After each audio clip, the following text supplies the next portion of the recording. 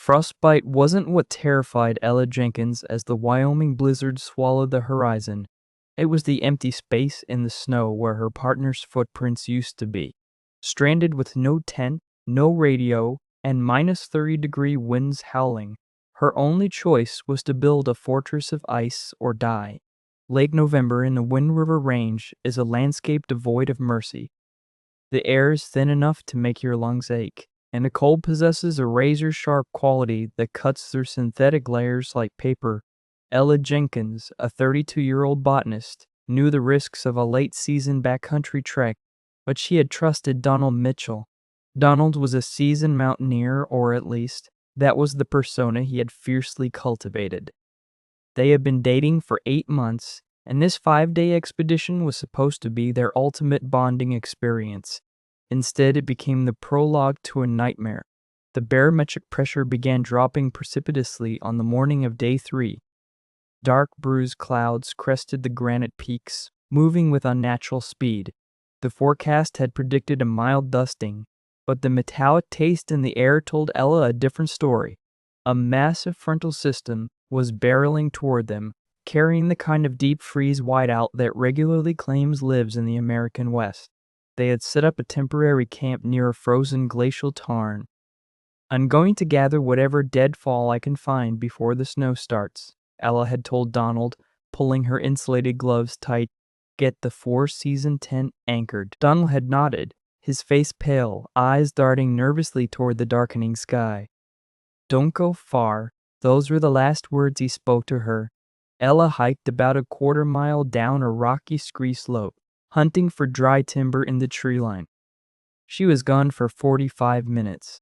When she returned, cresting the ridge with an armful of scrub oak branches, the breath left her lungs in a sharp, painful hiss. The camp was gone. The heavy-duty alpine tent, the cooking stove, the emergency locator beacon, everything was gone. Only a patch of disturbed, flattened snow remained. Panic, hot and suffocating, clawed at her throat. "Donald!" she screamed, dropping the firewood. The wind snatched the name from her lip, tossing it into the void. She ran to the clearing, falling to her knees. He hadn't just panicked and fled. He had meticulously packed the vital survival gear. He had taken her primary cold weather sleeping bag. He had taken the Garmin InReach satellite messenger. He had calculated his odds of outrunning the storm and decided she was dead weight. A few fresh tracks led back down the valley trail, already softening as the first heavy, wet flakes of the blizzard began to fall. She was entirely alone, armed with nothing but the clothes on her back, a fixed-blade knife, a flint striker, and a half-empty water bottle. The temperature plummeted. Within an hour, it would drop to 0. By nightfall, the wind chill would hit 40 below. Death by hypothermia is insidious. It starts with violent shivering, transitions into a strange, drunken apathy, and ends in eternal sleep. Ella knew she had less than 2 hours of daylight to cheat the Reaper. Fear threatened to paralyze her, but Ella's background in biology and earth sciences kicked in. Running was suicide. The snow was already thickening, reducing visibility to less than 50 feet. If she tried to chase Donald down the trail, she would freeze to death in the open. She needed shelter, not just a windbreak, but a thermodynamic anomaly. Surveying the immediate area, she spotted a deep snowdrift that had accumulated against a steep, overhanging rock face.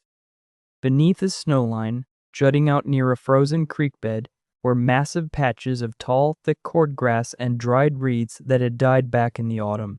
A memory flared in her mind, an old survival journal she had read about indigenous Arctic construction and the physics of dead airspace. A single wall snow cave wouldn't be enough. Her body heat would melt the inner layer, turning it to ice, which would then conduct the cold directly back to her. She needed to build a double wall shelter. Working with a frantic, focused energy, Ella used a flat rock and her gloved hands to dig into the deepest part of the drift. The physical exertion kept her core temperature up, but her fingers and toes were burning with the onset of frostnip. She hollowed out an initial trench, piling the excavated snow to create a sturdy, compacted outer wall.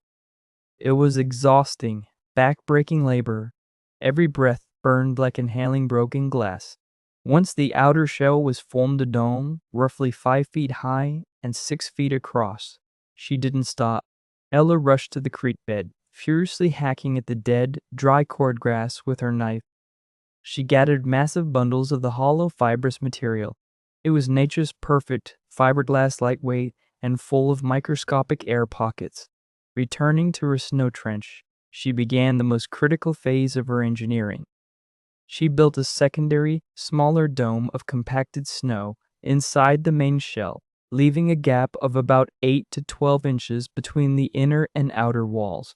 As she built the inner wall up, she aggressively stuffed the gap with the thick, dry grass. She packed it tightly, entirely filling the void between the 2 layers of snow. She laid a thick mattress of the remaining grass on the frozen ground to insulate her body from the earth, which would eagerly siphon away her body heat.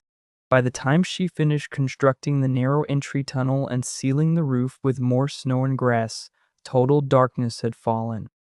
The blizzard had fully arrived, shrieking across the mountains with freight train intensity. Ella crawled into her dark, cramped sanctuary, dragging her backpack containing only an extra fleece, a few protein bars, and an emergency mylar blanket behind her. She used her backpack to plug the entrance hole, blocking out the wind. Then, she waited in the pitch black. The first few hours were agonizing. She was violently shivering, her teeth clicking loud enough to echo in the tiny dome. She wrapped a flimsy mylar blanket around her shoulders and curled into a tight fetal position on her mattress of dried reeds. Outside, the Wind River Range was a chaotic hellscape. Winds battered the mountains at 60 miles per hour. The temperature was a lethal minus 35.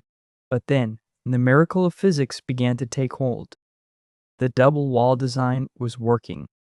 The human body acts like a furnace, emitting roughly the same amount of thermal energy as a 100-watt light bulb. In a standard snow cave, much of that heat escapes, but Ella's shelter functioned exactly like a high-end thermos. The inner layer of snow absorbed her body heat, radiating it back. When that heat tried to escape outward, it hit the thick barrier of dry, dead cordgrass. The trapped air within the hollow grass stems halted the thermal transfer dead in its tracks. The cold from the outer blizzard couldn't penetrate the grass layer, and her body heat couldn't leave. Slowly, incredibly, the violent shivering began to subside. Ella exhaled, watching the faint plume of her breath in the darkness. The temperature inside the dome was rising. While it was minus 35 outside, the ambient temperature inside her grassy fortress crept up to a stable 36 degrees Fahrenheit. It was just above freezing miserable, cold, but entirely survivable. Day 2 was a psychological battle. The storm showed no signs of breaking. The roar of the wind was a constant, deafening hum. Ella lay in the darkness, rationing her protein bars to tiny nibbles, melting small handfuls of snow in her mouth for hydration. Her mind played cruel tricks. She heard Donald's voice in the howling wind. She imagined him warm, sipping coffee, oblivious to her suffering. She oscillated between profound despair and a burning white-hot rage. "I will not die here so he can tell a tragic story," she promised herself. "I am going to survive, and I am going to destroy him." By day 3, she was physically deteriorating.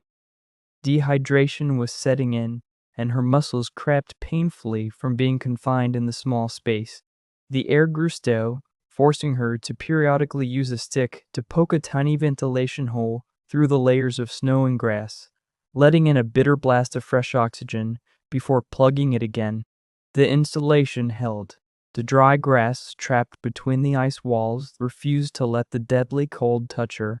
70 miles away, in the warmth of the Sublette County Sheriff's Office, Donald Mitchell sat wrapped in a wool blanket, clutching a mug of tea with trembling hands.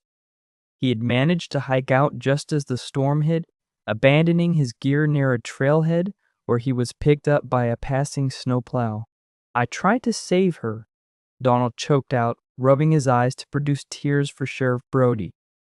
"We were on the ridge. The wind caught her. She just slipped. She went down the ravine. I tried to climb down, but the storm hit. I had to hike out to get help. I'm so sorry. Sheriff Brody sighed heavily, looking at the topographical map. Son, with this storm, nobody could survive 3 nights out there without a tent or a bag.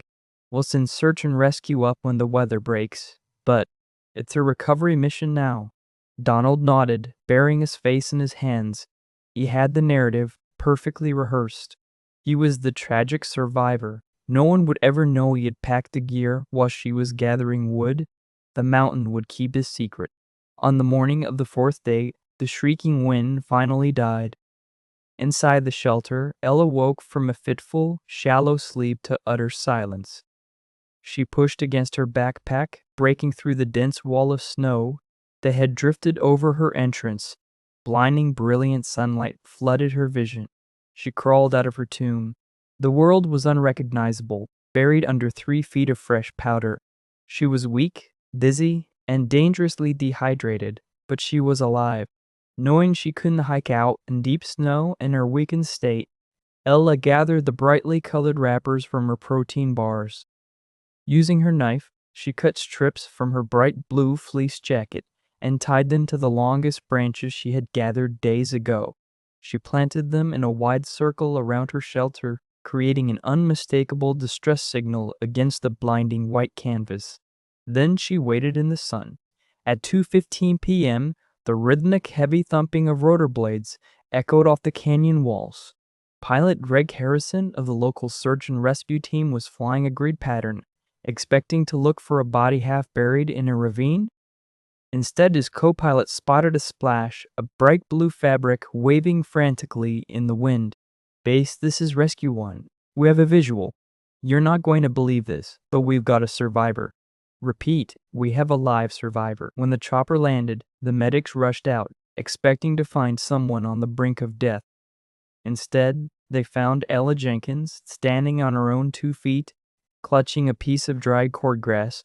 Her lips were cracked, her face windburned, but her eyes burned with an intense, terrifying clarity. "Let's get you home, sweetheart," a medic said, wrapping a heated blanket around her. "Your boyfriend told us what happened. He's devastated. Said you fell." Ella stopped walking. She turned to the medic, the roar of the helicopter fading into the background of her mind. "He said what?" "He said you slipped down a ravine. He tried to reach you." A cold, humorless smile touched Ella's cracked lips. "Donald is a liar. He left me to die." The aftermath of Ella's rescue sent shockwaves through the climbing community. When the helicopter touched down at the regional hospital, Sheriff Brody was waiting to officially close his report. Instead, he took an hour-long sworn statement from a very lucid, very angry Ella Jenkins. She detailed the exact inventory of the gear Donald had taken. She described the exact coordinates of where he had abandoned her. When investigators trekked up to the site weeks later, they found exactly what Ella had described: the ingenious, double-walled grass and snow shelter that had kept a human alive in minus 35-degree weather, and the definitive lack of any ravine where she supposedly fell. Donald Mitchell was publicly exposed. The story of his cowardice and his fabricated tale to the authorities stripped him of his reputation, his sponsorships, and his standing in the outdoor community. He faced criminal charges for reckless endangerment and filing a false police report. Ella Jenkins lost the tip of her left pinky finger to frostbite, a small physical price for the life she clawed back from the ice. She went on to write a definitive guide on extreme cold weather survival, specifically detailing the thermodynamic properties of natural prairie grass. She never spoke to Donald again. She didn't need to. Her survival was the loudest, most devastating final word she could have ever delivered. She had beaten the mountain, the blizzard, and the betrayal armed with nothing but a knife, dead grass, and an unbreakable will to live. Ella's incredible resilience proves that survival isn't just about the gear you carry, but the knowledge and sheer willpower you possess. Betrayed by the one person she trusted, she used her wits to engineer a miracle out of ice and dead grass.